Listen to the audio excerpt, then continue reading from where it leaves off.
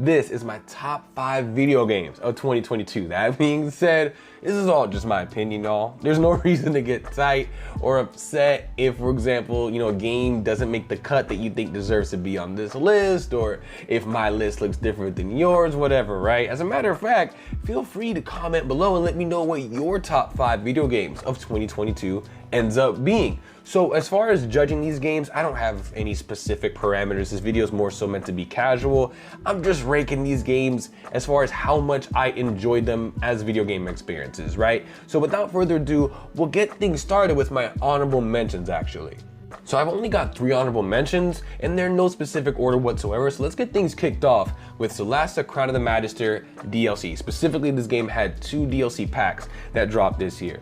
One being the Lost Valley, the other being Inner Strength, and I'm just gonna lump them together. I am a huge RPG video game fan, whether that's CRPG, TRPG, it don't matter, as well as being a massive Dungeons & Dragons 5th edition fan. And the DLC we got this year from Celeste was excellent, man. Tons of new classes, features, backgrounds, spells, you name it, it was included in this DLC, as well as a really solid campaign that got introduced in the Lost Valley that was actually, open choice. You can make your own choices for how the story progressed within this campaign. Overall, really solid DLC that just amplified everything I loved about this game already.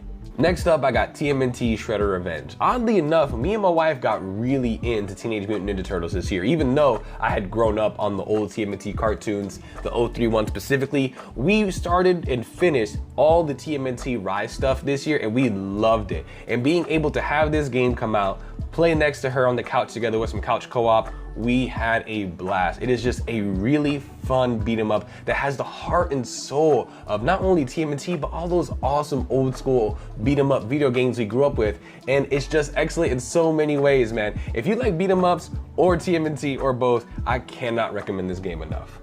Lastly, for honorable mentions, I got Horizon Forbidden West. I'm not the biggest fan of the moment-to-moment gameplay in Horizon games. Like, the gameplay is good, solid, don't get me wrong, just nothing that I personally go crazy for. And I didn't really care all that much from doing the open world task in either of the Horizon games, but damn do I love the main story in both of them. The scope and scale specifically for this sequel went crazy, and I'm so excited to see where it goes. Also, the performances were just out of this world. Angela Bassett as one of the main villains, come on now, she absolutely killed it.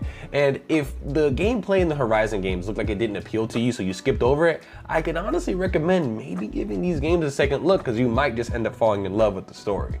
Now to get started on my actual top 5. At number 5, I've got Multiverses. Now I know a lot of people are gonna say that this game has fallen off, but that is absolutely not true. It's getting content updates, like brand new and diverse characters at a really good pace. And for me personally, I actually prefer playing this game to something like Smash Bros. Ultimate, given that it's just a faster paced, more offensive focused platform fighter, in my opinion at least, when it comes to 1v1, which is pretty much all I play in this game. Throughout its entire development in beta, even as other games have been coming out this year, I always find myself coming back a few times a week to get a bunch of matches in for a few hours. That's not even mentioning the game's very consumer-friendly monetization, given it's a free-to-play game using a mega corporation's IPs, right?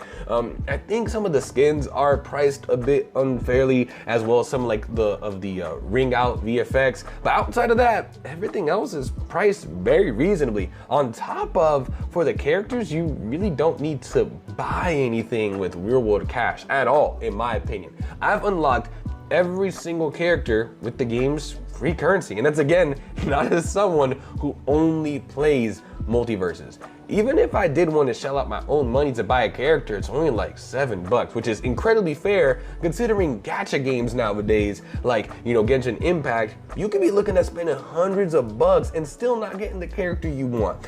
Also, the gameplay is just fun as hell. All of the characters play so dramatically different from each other that I feel pretty confident in saying almost anyone can find someone they mesh with really well in terms of gameplay with, right? There's so many different play styles available just within this cast. Also, the game just clearly has a lot of heart, and humor put into it that, that much I think is really evident.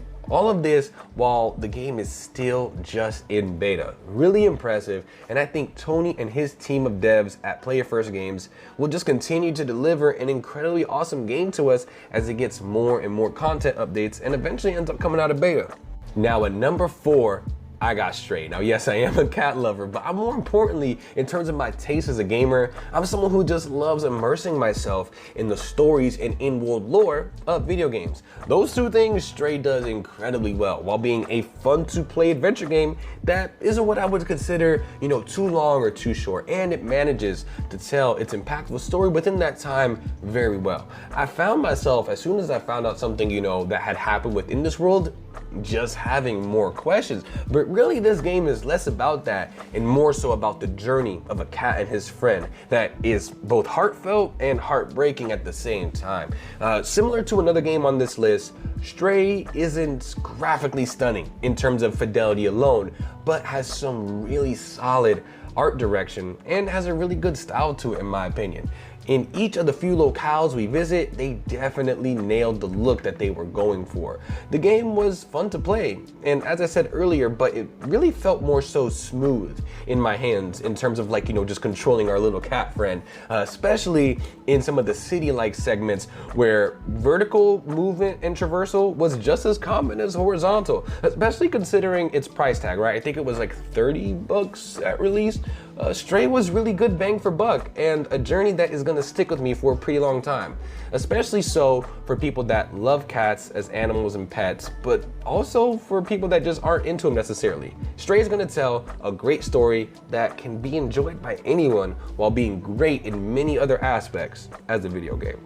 And number 3, I've got the Callisto Protocol. I know this game wasn't everyone's cup of tea, but damn did I love it. With the patches fixing some minor annoyances, as well as, faster healing and weapon swap, I love it now even more. The universe and world that's set up here is incredibly interesting to me, despite the fact that I don't think we were told enough about it. Survival horror is tied for my favorite genre of video games next to RPGs, and I've been playing these kinds of games for years, since OG Resident Evil 2, so I can say with confidence that the Callisto Protocol is an incredible survival horror video game, with the only thing it's missing compared to its peers is really just puzzles, which I personally don't mind, as this game does still have palette cleansers. So Callisto Protocol, it stands tall on its own and does something different within the genre while being very fun to play and honestly, more importantly, scary as hell at times, while just being a beautiful game in terms of its graphical fidelity and art direction.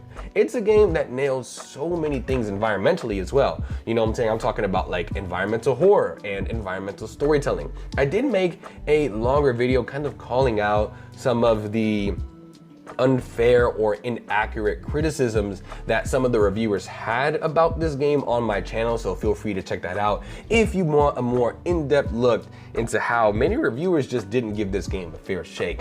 But honestly, I just had a blast with the Callisto Protocols, and a few hours into my second playthrough on hard difficulty, I'm just loving it even more. The only reason it isn't higher on my list is honestly it's kind of weak replayability. There's not really any unlockable, such as completion bonus weapons or different outfits. There's nothing like that here, which is a shame. Hopefully, some of the post-launch DLC can rectify some of that. It's well deserving of my number 3 spot, however, and if you've liked games over the years, such as the recent Resident Evil remakes, Dead Space games, or Evil Within, games, I'd say you're gonna get a lot of fun out of this one. At number 2, I've got God of War Ragnarok. About 10 hours into this game, while thinking it was, yes, a fantastic game, I didn't initially have it this high up on my top 5 list. I thought it was gonna end up somewhere around 4 or 5.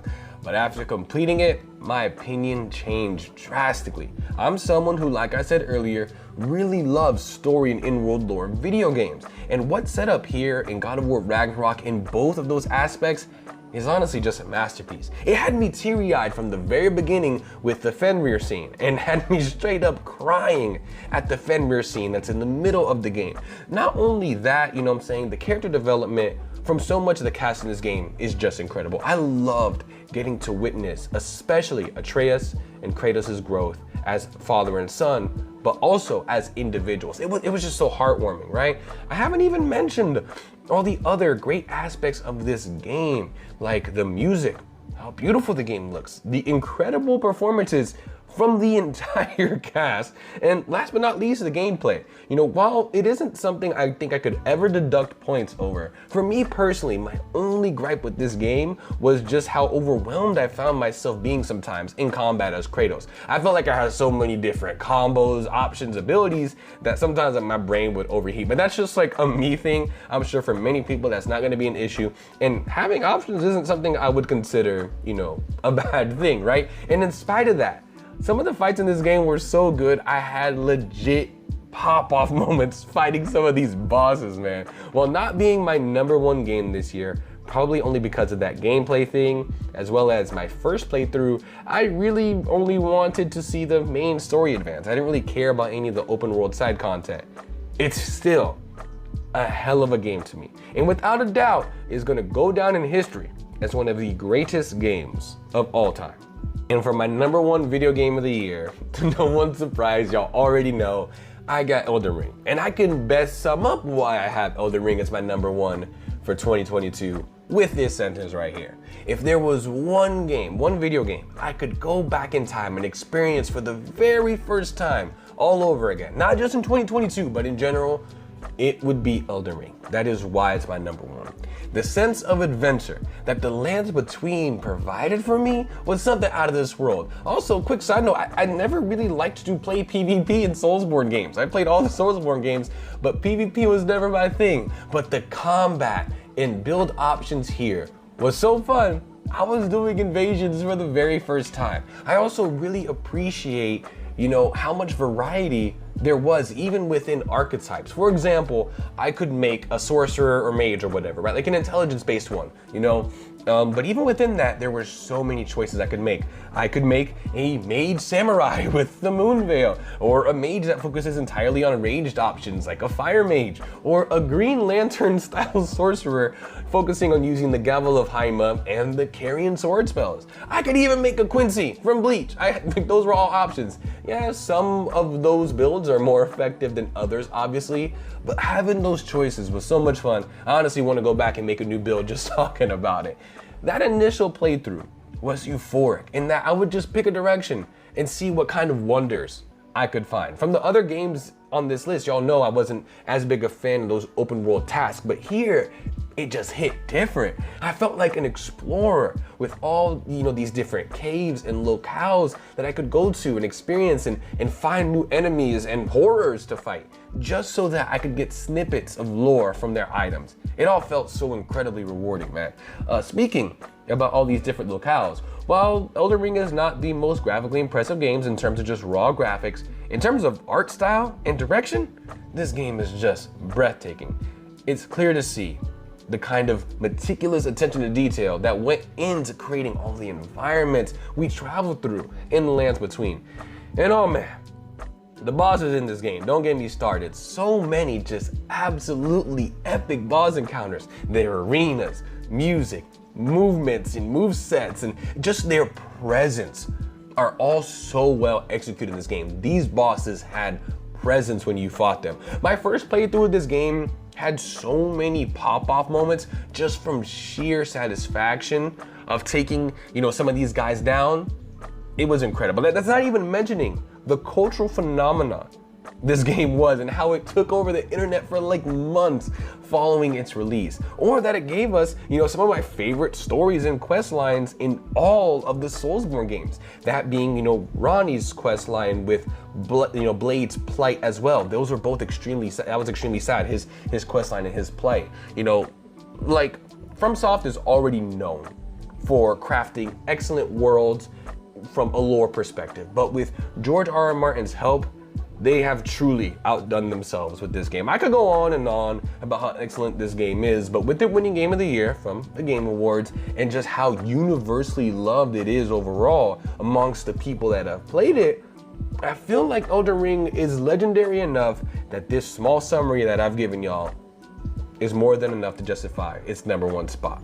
And that's gonna do it for this video, y'all. Like I said, pretty relaxed, kind of casual, just my top 5 video games of the year for 2022. If you're still here, please be sure to like this video if you enjoyed it, you know what I'm saying? Subscribe if you feel like subscribing to the channel, get more of this kind of video game content. And like I said, comment down below and let me know what your top 5 video games of the year for 2022 were. I'm Mr. I'm gonna see you on the next one.